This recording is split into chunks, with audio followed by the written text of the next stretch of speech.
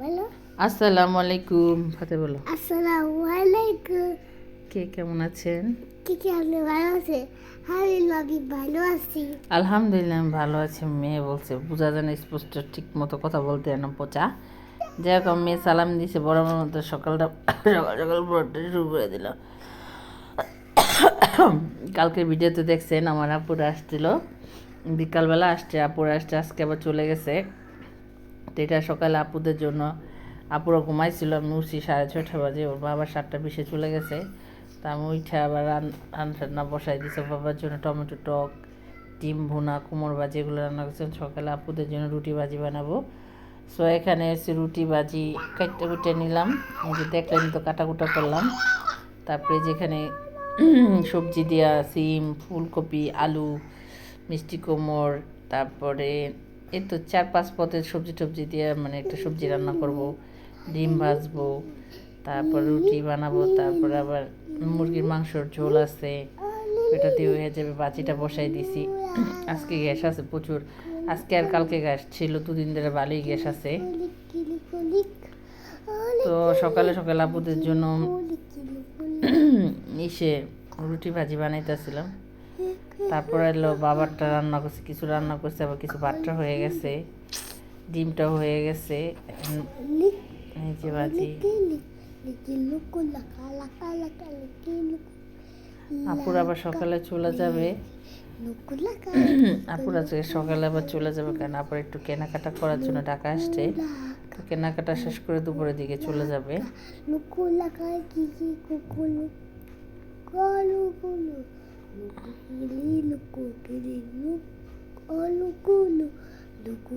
এটার ভিতরে ধনে পাতা দিয়ে দেব, ভাজির ভিতরে ধনে পাতা দিলে মজা লাগে।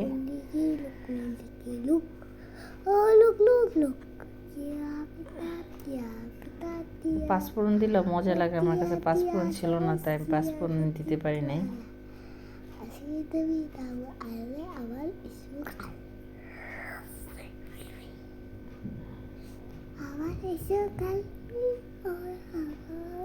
ভাজি বসায় আমি মানে সাইডে ধনে পাতা কাটতেছিলাম ভাজিতে দেওয়ার জন্য, এই জন্য দেরি হইতেছিল।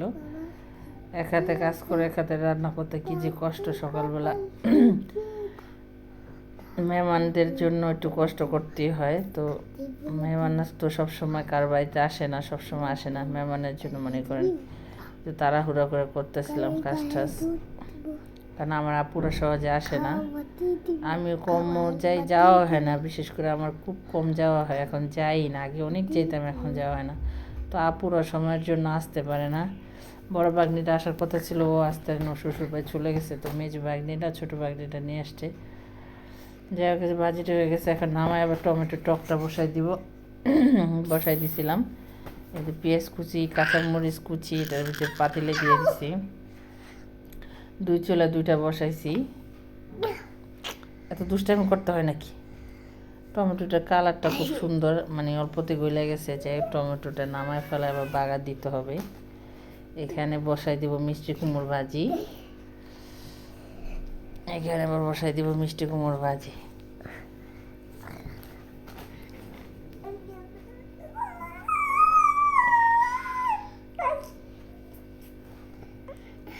মিষ্টি কুমড় ভাজি বসাই দিব। আমি একটু পেস্ট একটু মানে কাঁচা কাঁচাই রাখি, ভাজিতে দিলে মজার, একদম ফ্রাইয়ের মতো ভাজা হয়ে গেলে বেরেস্তার মতো ওইটা ভালো লাগে না। একটু কাঁচা কাঁচা থাকলে ভাজিটার লগে মানে সাথে খেতে মজা লাগে। আমার বাবার অনেক পছন্দ কুমড় ভাজি, আমারও তো পছন্দ না। যাই হোক, ভাজিটা হয়ে গেলে একটার ভিতরে আবার রুটি বানাবো। তো এখানে আবার রুটির আটার পানি দিয়ে রাখছি, এখন আটাগুলো ঢেলে দিব। 3-4 জন খাবো, তো বেশি করে আজকে রুটি বানাতে হবে।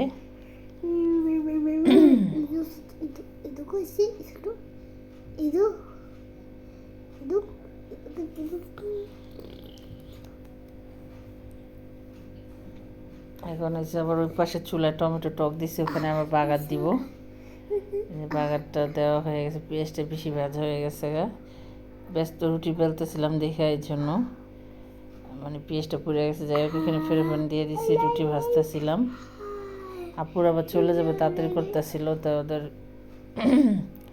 ওদের একটু রুটিটা তাড়াতাড়ি ভাইজা টাইজা দিতেছিলাম যাতে ওরা খাওয়া দাওয়া করে তাড়াতাড়ি 10টার আগে চলে যেতে চাইতেছে। নাস্তা হয়ে গেছে আমার, এখন নাস্তা দিব ওনাদের। যে এখানে নাস্তা প্রায় খাওয়া শেষে, যে ডিম ভাজা, এখানে মুরগির মাংস ঝোল আছে দিছি, ভাজি, রুটি, কয়টা পাওয়াটা বেঁচে দিছি। এই যে আমার বড়াপুর নাস্তা খাইতেছে, চলে যাব।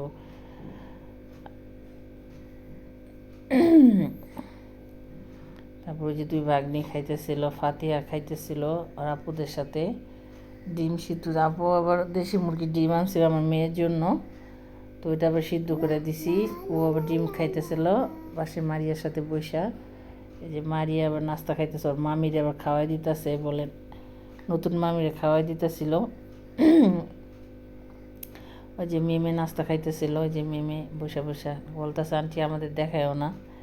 তো আমি একটু দুষ্টাইমি করতেছিলাম। এই যে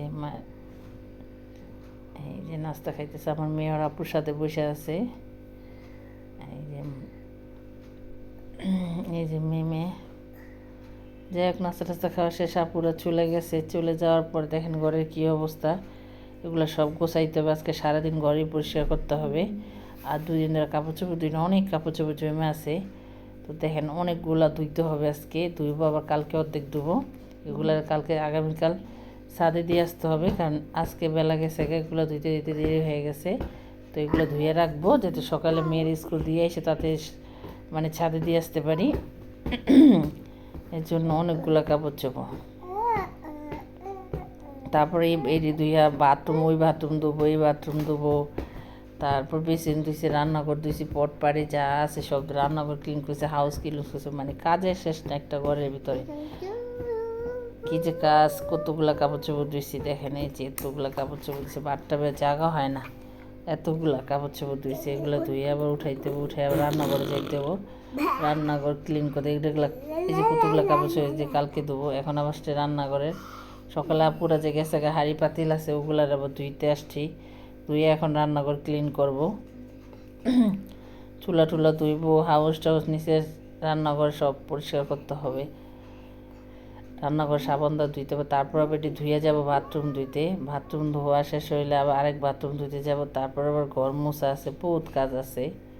কাজের শেষটা একটা মেয়ে মানুষের সংসারে অনেক কাজ, এত কাজ করি। তারপর হাজব্যান্ডরা বলে যে ঘরে কি করো কি করো, কি করি কি করি, এটাই বলে। এটাই হচ্ছে হাজব্যান্ডের মানে কথা। এত কাজ করার পরও বলবে কি কি করো। যাই হোক, আজান দিতেছিল, মাগরিবে আজান দিয়ে ফেলছে, আজান দিতেছিল, পানি পড়তেছিলাম, আবার ছেঁকে ছেঁকে পানি উঠে কলস টলস ফুরায় চুলাই দিছি। এখন এসে ঘর মুছবো, রান্নাঘর ক্লিন করে পানি বসাই দিয়ে এসে এখন দেখি আবার ঘর মুছতে আসতে দিয়ে 4টা বেজে গেছে গা।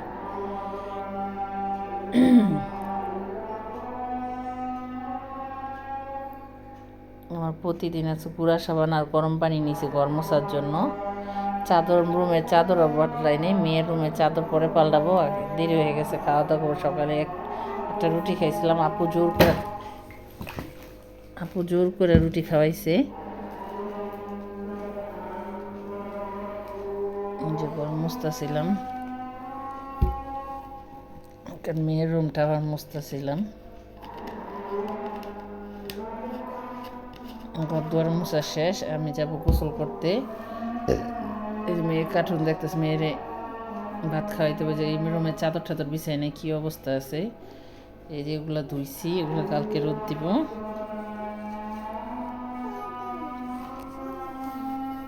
ঘর দুয়ার গোছায় টোছায় থাকলে দেখতে সুন্দর লাগে, নিজের কাছে ভালো লাগে, তারপর দেখতে সুন্দর লাগে। আমি চেষ্টা করি গোছায় গোছায় রাখার জন্য। আমি একটু পরিষ্কার বেশি, তো মানে ময়লা টলা আমি দেখতে পারি না, নোংরা নোংরা কিছু জিনিস দেখতে পারি না। আমার পরিপাটি সব গোছানো থাকবো। তো আমার মেয়ে আবার অত মানে ঘর দুয়ার এলোমেলো করে না, কারণ আমার একটু ভয় পায়। আমি যেভাবে রাখি সেভাবে রাখে, মাঝে মাঝে এলোমেলো করে, তো আমি চিল্লাচিল্লি করে না। এই যে দেখেন কতগুলো পানি বসে, থালা বাটি দিছি, চুলা ক্লিন করলাম। এই যে গোসলের পানি বসাই দিছি, কলসে পানি ফুটাইছি, হাঁড়ি বাতিলগুলো ধুইছি, পানি বোতল ভরছি, এখন মুটকাগুলো লাগাবো, এখন যাব গোসল করতে। ঘরের কাজ যে কী কষ্ট, কী যে যন্ত্রণা, কাজ করতে গেলে কত কষ্ট। গোসল টোসল করে এসে ভাত খাবো, মেয়ের ভাত খাওয়া, এখন আমিও ভাত নিচ্ছি। আমার ভাত নিছি, বেশি কিছু না। তো 2টা ডিম রাঁধছিলাম, আর মেয়ে একটা খাইছে, বাবা খাইছে। তো আমার কালকে মাছ ভাজা ছিল, কালকে বেগুন ভাজা ছিল, রাত্রে করছিলাম। আর সকাল কুমড়ো ভাজি, এটা দিয়ে বোম্বাই মরিচ দিয়ে টমেটো টক আছে এখানে। তো এই কটা দিয়ে আমি এখন খাওয়া দাওয়া করবো। ভাত নিচে গোসল করে এসে দেখি 5টার মতো বেজে গেছে।